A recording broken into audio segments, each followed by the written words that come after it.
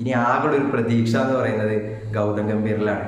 ഗൗതം ഗംഭീർ രാഹുൽ ദ്രാവിഡിന് ശേഷം കോച്ചായിട്ട് വരുമെന്നാണ് പറഞ്ഞിട്ടുള്ളത്. പക്ഷെ ഗൗതം ഗംഭീർ വന്നു കഴിഞ്ഞാൽ നമ്മൾ എന്തായാലും ഒരു കാര്യം ഉറപ്പിക്കാം, വെട്ടൊന്ന് തുണ്ടം രണ്ട് എന്ന് തന്നെയായിരിക്കും. കാരണം പുള്ളിക്കാരൻ വളരെ ഏവർക്കും സ്പോട്ടോപ്പിയിലേക്ക് സ്വാഗതം. നിലവിൽ ഇന്ത്യൻ T20 ക്രിക്കറ്റ് ടീമിൽ ഒരുപാട് പ്രശ്നങ്ങളുള്ളത് നമുക്ക് കാണാൻ പറ്റും. പല പ്രശ്നങ്ങളായിട്ട് നമ്മൾ കഴിഞ്ഞ വീഡിയോയിൽ ഉൾപ്പെടുത്തി നമ്മൾ ചെയ്തിരുന്നു. അതിന് ഒരുപാട് കമൻസുകളൊക്കെ വരികയുണ്ടായി, എന്തുകൊണ്ടാണ് സായി സുദർശനെ പോലെയുള്ള പ്ലേയേഴ്സിനെ ഒഴിവാക്കുന്നത് എന്ന് ചോദിച്ചുകൊണ്ടൊക്കെ. പക്ഷെ അങ്ങനെ ഒരുപാട് കമൻസുകൾ നമ്മുടെ വീഡിയോയിൽ വരുന്നുണ്ട്. എന്തായാലും തീർച്ചയായും ഒരുപാട് നന്ദിയുണ്ട് അതുപോലെയുള്ള കമൻസുകളൊക്കെ ഇടുന്നതിൽ. നമുക്ക് എന്തായാലും ഈ ഒരു വീഡിയോ നമ്മൾ ഉൾപ്പെടുത്താൻ ഉദ്ദേശിക്കുന്നത് ഇതുപോലെയുള്ള ചില കാര്യങ്ങളാണ്. അപ്പം എന്തായാലും ഇങ്ങനെ കമൻറ്റ് ഇടുന്നവർക്ക് വേണ്ടി കൂടിയാണ്, അവരെ ഡെഡിക്കേറ്റ് ചെയ്തുകൊണ്ടാണ് ഞങ്ങൾ ഈ വീഡിയോ തയ്യാറാക്കിയിരിക്കുന്നത്. തീർച്ചയായും ഇന്ത്യൻ T20 ക്രിക്കറ്റ് ടീമിൽ ഇപ്പോഴത്തെ സ്ക്വാഡിൽ ഒരുപാട് പ്രശ്നങ്ങളുണ്ട്. ഒന്നാമത് പറയാനുള്ളത് നമുക്ക് എല്ലാവർക്കും അറിയാവുന്ന ഒരു കാര്യമാണ് ഫേവറിറ്റിസം. BCCIയും ക്യാപ്റ്റനും കോച്ചും ഉൾപ്പെടെ എല്ലാവരും അവരുടെ താല്പര്യത്തിനനുസരിച്ചുള്ള കുറച്ച് പ്ലെയേഴ്സിനെ അവരുടെ ടീമിലേക്ക് ഉൾപ്പെടുത്തുന്നത് നമ്മൾ എത്രയോ വർഷങ്ങളായി കണ്ടുവരുന്ന ഒരു കാര്യമാണ്. അതിപ്പോഴും തുടർന്ന് പോയിക്കൊണ്ടേയിരിക്കുകയാണ്. രാഹുൽ ദ്രാവിഡിലേക്ക് എത്തി നിൽക്കുമ്പോഴും അതിനൊരു മാറ്റവുമില്ല എന്നുള്ളതാണ് യാഥാർത്ഥ്യം. പ്രത്യേകിച്ച് ഹർദിക് പാണ്ഡ്യയെയും നമ്മൾ ഋഷഭ് പന്തിനെയൊക്കെ നോക്കിക്കഴിഞ്ഞാൽ പ്രത്യേകിച്ച് ഈ കാര്യം മനസ്സിലാവും. കാരണം ഇവരുടെ പ്രതിഭയൊന്നും താഴെയല്ല. പ്രത്യേകിച്ച് ഋഷഭ് പന്ത് ഈ T20 ക്രിക്കറ്റ് സ്ക്വാഡിൽ ഏറ്റവും നന്നായി കളിക്കുന്ന ഒരു കളിക്കാരൻ തന്നെയാണ്. പക്ഷേ അദ്ദേഹത്തിന് പരിക്ക് മാറി അദ്ദേഹം T20 ക്രിക്കറ്റ് വേൾഡ് കപ്പ് സ്ക്വാഡിൽ ഇടം നേടുമ്പോൾ നമ്മൾ ശ്രദ്ധിക്കേണ്ട ഒരു കാര്യം ഉണ്ടായിരുന്നു. അതെന്ന് പറയുന്നത് പുള്ളിക്കാരൻ ഒരു ആഭ്യന്തര മത്സരമോ ഒരു അന്താരാഷ്ട്ര മത്സരം പോലും കളിക്കാതെ IPL മത്സര പരിചയം കൊണ്ട് മാത്രമാണ് Indian T20 cricket world cup ടീമിൽ ഇടം നേടിയത് എന്നാലോചിക്കുക. ഇതേ കേസാണ് ഹർദിക് പാണ്ഡ്യയുടെയും. അതും വൈസ് ക്യാപ്റ്റൻ പദവിയാണ് ഹർദിക് പാണ്ഡ്യയ്ക്ക് കൊടുത്തിരുന്നത്. ഇങ്ങനെ ഒരുപാട് ഫേവറേറ്റിസങ്ങൾ നടപ്പിലാക്കുന്നത് നമ്മൾ എത്രയോ വർഷങ്ങളായി കണ്ടു തുടങ്ങുന്ന കാര്യമാണ്. ഇത് തന്നെ നമ്മൾ പല വട്ടം നമ്മൾ പറഞ്ഞിട്ടുള്ള ഒരു കാര്യം തന്നെയാണ്. ഇത് വീണ്ടും വീണ്ടും പറയേണ്ട ഒരു കാര്യമില്ലല്ലോ. പക്ഷേ നമ്മളിത് പറയേണ്ടി വരികയാണ്. കാരണം ഈ ഒരു T20 ക്രിക്കറ്റ് സ്ക്വാഡ് നോക്കുക, ഇത് തന്നെയാണ് ഇതിൻ്റെ ഉത്തരം എന്ന് പറയുന്നത്. ശിവൻ ദുബെയൊക്കെ എന്തിനാണ് T20 വേൾഡ് കപ്പ് ടീമിൽ ഉൾപ്പെടുത്തി എന്നുള്ളത് പ്രത്യേകിച്ച് അറിയുന്ന ഞങ്ങൾക്ക് ഒരിക്കലും മനസ്സിലാവാത്തൊരു കാര്യമാണ്. ശിവൻ ദുബെയുടെ ഒരു പെർഫോമൻസ് നോക്കിക്കഴിഞ്ഞാൽ വളരെ മോശമായിട്ടുള്ളൊരു പെർഫോമൻസ് ആണ് പുള്ളിക്കാരൻ നടത്തിക്കൊണ്ടിരിക്കുന്നത്. പുള്ളിക്കാരൻ്റെ ഒരു ഓൾറൗണ്ടർ മികവ് നമ്മൾ ഈ T20 ക്രിക്കറ്റിൽ നിന്ന് പ്രതീക്ഷിച്ചിരുന്നുവെങ്കിലും അദ്ദേഹത്തിന് ഒരു ബോൾ പോയി ചെയ്യാൻ പോലും കഴിയുന്നില്ല. ഒരു സന്നാഹ മത്സരത്തിലാണ് അദ്ദേഹം ബോൾ ചെയ്യുന്നത്. അതിൽ 2 വിക്കറ്റ് അദ്ദേഹം നേടുകയും ചെയ്തു. പക്ഷേ അതിലുപരി പുള്ളിക്കാരനെ കൊണ്ട് ബോൾ ചെയ്യിക്കാൻ രോഹിത് ശർമ്മയോ ബാറ്റ് നന്നായി ചെയ്യണമെന്ന് അദ്ദേഹത്തിന് തോന്നുന്നില്ല എന്നുള്ളതാണ് വാസ്തവം. ഇനി അടുത്തത് പറയേണ്ടത് രവീന്ദ്ര ജഡേജയുടെ പെർഫോമൻസ് ആണ്. 2023 IPL ഒരു ഫൈനലിൽ അടിച്ചൊരു അടിയല്ലാതെ നമ്മൾ എവിടെയാണ് രവീന്ദ്ര ജഡേജയുടെ പെർഫോമൻസ് കാണാൻ പറ്റുന്നത്? ബോൾ കൊണ്ടായാലും ബാറ്റ് കൊണ്ടായാലും വലിയ പെർഫോമൻസ് ഒന്നും പുള്ളിക്കാരന് ചെയ്യാൻ കഴിയുന്നില്ല. ഫീൽഡിങ്ങിൽ ഒരുപാട് ക്യാച്ചുകൾ എടുക്കുന്നുണ്ട്, 10-20 റൺസൊക്കെ പുള്ളിക്കാരൻ സേവ് ചെയ്യുന്നുണ്ട് എന്നതിലുപരി പുള്ളിക്കാരനെ കൊണ്ട് ബാറ്റിങ്ങിൽ വലിയൊരു ഡെപ്ത് ക്രിയേറ്റ് ചെയ്യാൻ രവീന്ദ്ര ജഡേജയ്ക്ക് കഴിയുന്നില്ല എന്നുള്ളത് ഒരു വാസ്തവപരമായ കാര്യമാണ്. ബോളിങ്ങിൽ അമ്പേ പരാജയമാണ് രവീന്ദ്ര ജഡേജ എന്ന് തന്നെ നമുക്ക് പറയേണ്ടി വരും. കാരണം 2022 ഒരു 50 അടിച്ചതിന് ശേഷം പുള്ളിക്കാരൻ ഒരു അന്താരാഷ്ട്ര മത്സരത്തിൽ തിളങ്ങിയ ഒരു മത്സരം പോലും നമുക്ക് കാണാൻ പറ്റില്ല എന്നുള്ളതാണ്. അദ്ദേഹം ഒരു 3D മാനൊക്കെ തന്നെയാണ്. ചെന്നൈ ആരാധകരെ സംബന്ധിച്ചിടത്തോളം ഒക്കെ അദ്ദേഹം മികച്ചൊരു പ്ലെയർ തന്നെ ആയിരിക്കാം. അദ്ദേഹം ഒരുപാട് കളികൾ ഇന്ത്യയെ വിജയിപ്പിച്ചിട്ടുമുണ്ടാകാം.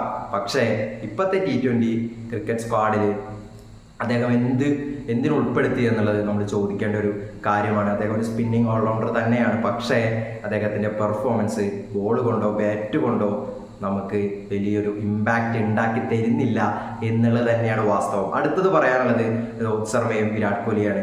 രോഹിത് ശർമ്മ ഈ T20 വേൾഡ് കപ്പിൽ ആദ്യം ഒരു 50 നേടി എന്നതിൽ ഒഴിച്ചു കഴിഞ്ഞാൽ പുള്ളിക്കാരൻ്റെ വലിയൊരു ഇന്നിങ്സ് ഒന്നും നമുക്ക് കാണാൻ പറ്റുന്നില്ല. IPL-ഉം വളരെ മോശം പ്രകടനം തന്നെയാണ് രോഹിത് ശർമ്മ കാഴ്ചവെച്ചിട്ടുണ്ടായിരുന്നത്. പക്ഷേ ക്യാപ്റ്റൻ എന്ന നിലയിൽ അതുകൂടി നമ്മൾ എടുത്തു പറയേണ്ടത്, ക്യാപ്റ്റൻ എന്ന നിലയിൽ പുള്ളിക്കാരനെ റീപ്ലേസ് ചെയ്യാൻ കറണ്ട് ഇന്ത്യനിൽ ഇന്ത്യൻ സ്ക്വാഡിൽ ആർക്കും പറ്റില്ല എന്നുള്ളത് തന്നെയാണ് വാസ്തവം. കാരണം പുള്ളിക്കാരൻ്റെ ക്യാപ്റ്റൻസി ബ്രില്യൻസുകൾ നമുക്ക് എത്ര വായതോരാതെ സംസാരിച്ചാലും പറയേണ്ടി വരും. പ്രത്യേകിച്ച് ജസ്പ്രീത് ബുംറയൊക്കെ യൂസ് ചെയ്യുന്ന രീതിയുണ്ട്, അത് നമ്മൾ കണ്ടുപഠിക്കേണ്ട കാര്യം തന്നെയാണ്. അദ്ദേഹത്തെ കൃത്യമായ ഇടവേളകളിൽ കൊണ്ടുവരികയും വിക്കറ്റ് നേടുകയും ഒക്കെ ചെയ്യുന്നത് രോഹിത് ശർമ്മയുടെ ഒരു മികവ് കൊണ്ട് മാത്രമാണ്. അത് നമ്മൾ സമ്മതിക്കാതിരിക്കാൻ പറ്റില്ല. പക്ഷേ ഓപ്പണിങ്ങിൽ ഇപ്പോൾ കറന്റ് ഇന്ത്യനിൽ നമ്മൾ അത്രത്തോളം വിശ്വാസം അർപ്പിക്കുന്ന ഒരു പ്ലെയർ ഇല്ല എന്നുള്ളത് നമുക്ക് വളരെ നിരാശ തോന്നിയിട്ടുള്ള ഒരു കാര്യമാണ്. പ്രത്യേകിച്ച് രോഹിത് ശർമ്മ എന്ന് പറയുന്ന ഒരു ബാറ്റ്സ്മാൻ നൽകുന്നൊരു തുടക്കമൊക്കെ ആദ്യമ കാലഘട്ടങ്ങളിൽ നമ്മൾ കണ്ടിട്ടുള്ള ഒരു കാര്യമാണ്. പക്ഷേ ഈ ഒരു സീസണിൽ എത്തി നിൽക്കുമ്പോൾ പുള്ളിക്കാരൻ ഒരു ഔട്ട് ഓഫ് ഫോം തന്നെയാണ്. അപ്പോൾ എന്തായാലും നമുക്ക് ഈ ഒരു ചോദ്യം കൂടി ചോദിക്കേണ്ടത്, അടുത്തത് ഓപ്പണിങ്ങിലെ ഒരു പ്രശ്നം എന്ന് പറയുന്നത് വിരാട് കോഹ്ലിയാണ്. വിരാട് കോഹ്ലി എന്തുകൊണ്ട് നമ്പർ 2 പൊസിഷനിൽ ഇറങ്ങുന്നു എന്നുള്ളതാണ്, എന്തുകൊണ്ട് ഓപ്പണിംഗ് അദ്ദേഹത്തെ ചെയ്യിപ്പിക്കുന്നു എന്നുള്ളതാണ്. പ്രത്യേകിച്ച് ഇന്ത്യയിൽ ഏറ്റവും കൂടുതൽ റെക്കോർഡുള്ള ഒരു മനുഷ്യനാണ് ആ വിരാട് കോഹ്ലി, കിങ് കോഹ്ലി. പുള്ളിക്കാരൻ നമ്പർ 3 എത്ര റെക്കോർഡുകളാണ് സമ്മാനിച്ചിട്ടുള്ളത്. ഇപ്പോൾ ഇന്ത്യനിലെ കറന്റ് സ്ക്വാഡിൽ നോക്കിയ മിഡിൽ ഓർഡർ വലിയൊരു പരാജയമായിട്ട് നമുക്ക് കാണാൻ പറ്റും. അവിടെ നിലയുറപ്പിച്ച് കളിക്കാൻ കഴിയുന്ന ഒരു പ്ലെയറാണ് വിരാട് കോഹ്ലി. പക്ഷെ വിരാട് കോഹ്ലിയെ നമ്മൾ ഓപ്പണിങ്ങിൽ ഇറക്കിയും പരീക്ഷണങ്ങൾ നടത്താനാണ് മുതിരുന്നത്. ഇത് സെമി ഫൈനലിലേക്കോ മത്സരങ്ങൾ എത്തി നിൽക്കുമ്പോൾ ഇന്ത്യക്ക് പിന്നെ വിനാശകരമായി തന്നെ ബാധിക്കും എന്നുള്ളതാണ് സ്പോട്ടോപ്പിയയ്ക്ക് തോന്നിയിട്ടുള്ളത്. അങ്ങനെ വിരാട് കോഹ്ലിയെ ഏറ്റവും കൂടുതൽ റെക്കോർഡുള്ള ഒരു പൊസിഷനാണ് നമ്പർ 3. അപ്പോൾ വെറുതെ നമ്പർ 2 പോയി ഇറക്കിക്കൊണ്ട് ഓപ്പണിങ്ങിൽ ഇറക്കിക്കൊണ്ട് പരീക്ഷണങ്ങൾ നടത്തിക്കൊണ്ട് വെറുതെ ആ ഒരു മനുഷ്യന്റെ ലെഗസിയും ലെജൻസിയും ഒന്നും കളയരുത് എന്നുള്ളതാണ് സ്പോട്ടോപ്പിയയ്ക്ക് പറയാനുള്ളത്. അടുത്തത് ബൗളിങ്ങിലേക്കാണ്. ഫാസ്റ്റ് ബൗളേഴ്സ് മറ്റുള്ള ടീമുകളൊക്കെ മുന്നേ വീഡിയോയിൽ പറഞ്ഞിട്ടുണ്ടായിരുന്നു, 4-5 ഫാസ്റ്റ് ബൗളേഴ്സിനെ ഉൾപ്പെടുത്തിയപ്പോൾ ഇന്ത്യൻ ക്രിക്കറ്റ് ടീമിന്റെ സ്ക്വാഡിൽ ഒരു 3 ഫാസ്റ്റ് ബൗളേഴ്സിനെ കാണാൻ പറ്റുള്ളൂ. ഈ 3 ഫാസ്റ്റ് ബൗളേഴ്സിലും നമുക്ക് വലിയൊരു പ്രോമിസിങ് ടാലൻസുകൾ നമുക്ക് കാണാൻ പറ്റുന്നില്ല. ജസ്പ്രീത് ബുംറയെ ഒഴിച്ചു കഴിഞ്ഞാൽ നോ ബുംറ നോ പാർട്ടി എന്നുള്ളതാണ്. ബുംറ ഇല്ലെങ്കിൽ ഇന്ത്യൻ ടീം ഇല്ല എന്നുള്ളൊരു അവസ്ഥയിലേക്ക് ഇന്ത്യൻ ടീം ഇപ്പോൾ എത്തിയിട്ടുണ്ട്. അതിന്റെ അവസ്ഥ കാരണം ഒരിക്കലും ഇന്ത്യയുടെ ഫാസ്റ്റ് ബൗളേഴ്സ് അല്ല, അതിന് ഇന്ത്യൻ ടീമിന്റെ സ്ക്വാഡ് സെലക്ട് ചെയ്ത സെലക്ടേഴ്സിന് തന്നെയാണ് നമ്മൾ ഈ പഴി വെച്ചു കൊടുക്കേണ്ടത്. കാരണം ഒരുപാട് ഫാസ്റ്റ് ബൗളേഴ്സ് ഇന്ത്യയിലുണ്ട്. നടരാജനെ പോലെ മികച്ച രീതിയിൽ ബോൾ ചെയ്യാൻ കഴിയുന്ന ഒരുപാട് ഫാസ്റ്റ് ബൗളേഴ്സ് ഇന്ത്യൻ ക്രിക്കറ്റ് ടീമിൽ തന്നെ ഉണ്ട്. പക്ഷേ നമ്മൾ അവരെ ഒന്നും സെലക്ട് ചെയ്യുന്നില്ല. ഇതൊക്കെ ഒരുപാട് വിമർശനങ്ങൾക്ക് കേൾക്കേണ്ടി വരികയാണ്. ഇവിടെയൊക്കെ നമ്മൾ ഈ ഫേവറേറ്റിസം നടപ്പിലാക്കുന്നത് നമുക്ക് കാണാൻ പറ്റും. ബുംറയെ മാത്രം അത്രത്തോളം ഒബ്സസ് ചെയ്തുകൊണ്ട് മാത്രമാണ് ഇന്ത്യൻ ടീം ഇപ്പോൾ വിജയിച്ച് കയറുന്നത്. ഇവരൊക്കെ ചിലപ്പോൾ വരും ഇന്നിങ്സുകളിൽ ചിലപ്പോൾ ഫോം ആയേക്കാം.